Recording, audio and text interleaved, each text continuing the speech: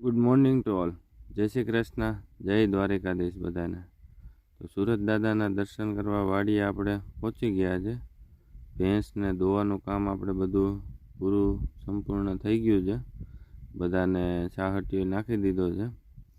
અને આજે ઉપલેટાથી આપણે એક નાના એવા મહેમાન આવ્યા હતા, તો એને પણ સુરત દાદાના દર્શન કરવા અને વાડીની મુલાકાત માટે લઈ આવ્યા હતા.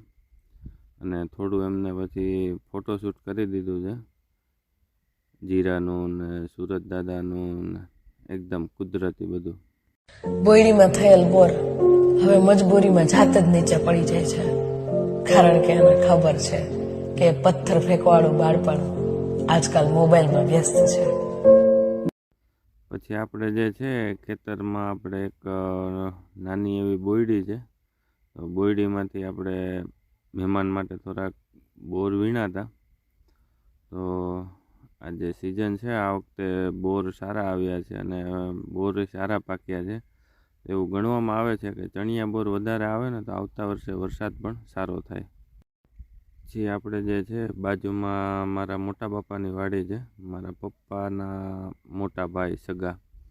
તો એમની વાડીએ જે છે નાના મોટી જે ગીર ગાયો છે, મોટી ગાયો છે, વાછરડીઓ છે, વાછડા છે અને ઓળખ્યું પણ છે. તો ત્યાં મહેમાનને આપણે મુલાકાત માટે લઈ ગયા છીએ. તો નાના જો વાછરડાઓ જે છે એ ખેલકૂદ કરી અને મજા માણી રહ્યા છે.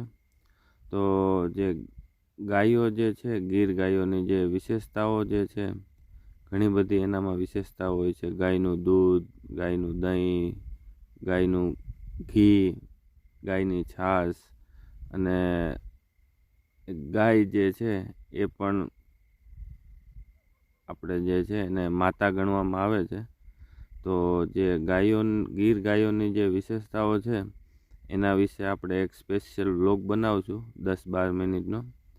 તો અત્યારે જસ્ટ આપણે જે વિઝિટ માટે જે છે ભક્તિબેનને લઈ આવ્યા છીએ ગીર ગાયોની. તો ઘણી બધી ગાયો છે એ આપણા મોટા બાપાને ત્યાં જે છે એ એમને શોખ છે ગાયોનો. સ્પેશિયલી જે એમનો નાનો છોકરો છે એમને ગાયો રાખવાનો અને ગાયોની વિશેષતાઓ અને એમની બ્લડ લાઈન જે મેન ગણવામાં આવે છે ગાયોમાં, તો એના વિશે સંપૂર્ણ માહિતી માટે એક અલગથી બ્લોગ બનાવશું આપણે. તો ફરી એકવાર આપણે વાડીએ પહોંચી ગયા છીએ. આધિયાને અને બધાને ભેંસને અને બળદને અને બધાને પાણી પાઈ આપણે જવાનું હતું કુતિયાણા. તો કુતિયાણા આપણે થોડું કામ છે, પાણી છાંટવાની જે નળી હોય છે આપણી એ ચેન્જ કરવા જવાની છે. સવારે બાપુજી લઈ આવ્યા હતા, તો એમાં કંઈક તૂટી ગઈ છે નળી. તો એમાં કંઈક ગેરંટી હતી તો ફરી બદલાવાની છે. તો આપણે કુતિયાણા જઈએ છીએ. તો કુતિયાણા જતા રસ્તામાં આપને ઘેટા બકડા જોવા મળ્યા છે. ઘેટાનું બધું જે ઊન છે એ ઉતારેલું છે. તો અત્યારે શિયાળાની સિઝન છે, તો ભાઈને પ્રોફિટ સારો થયો હશે ઊન વેચીને.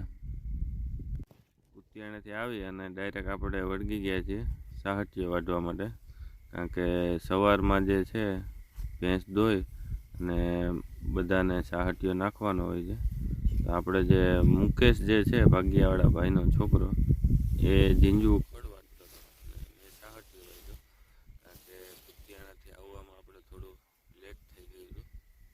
તો ભેંસ દોવાનો ટાઈમ નજીક હતો, તો ફટાફટ એક કામ પતાવી દીધું અને ખડ અને ચાહટીઓ બે વાઢી લીધો છે. તો ફૂંકણીમાં આપણે તુવેર કાઢવાનું કામ કાલે પૂરું થઈ ગયું હતું અને જે તુવેરવાળું પડવું હતું એમાં આજે આપણે રાપ મારી દીધી છે અને તુવેરની જે હાઠી હોય છે એને પાડી નાખી છે. હવે આને આપણે ચૂલામાં બળતણ તરીકે ઉપયોગ કરશું. તો કાલે મૂલી આવશે કદાચ, અને આના નાના નાના ભર કરી અને ટ્રેક્ટરેથી ગામમાં આપણી ઘરે ભાગિયાવાળા ભાઈની ઘરે અને વાડીએ ચૂલામાં ઉપયોગ કરવામાં આવશે. અને હવે સાંજ પણ પડી ગઈ છે, સૂરજ આથમવાની તૈયારી છે અને ભેંસ દોવાનો ટાઈમ બી આપણે થઈ ગયો છે. આજનું કામ બધું થઈ ગયું છે પૂરું. આપણે વ્યૂઝ સારા આવે છે ચેનલમાં, પણ વિનંતી રહેશે કે જે લોકો જોવે એ ચેનલને સબસ્ક્રાઈબ પણ કરી લે.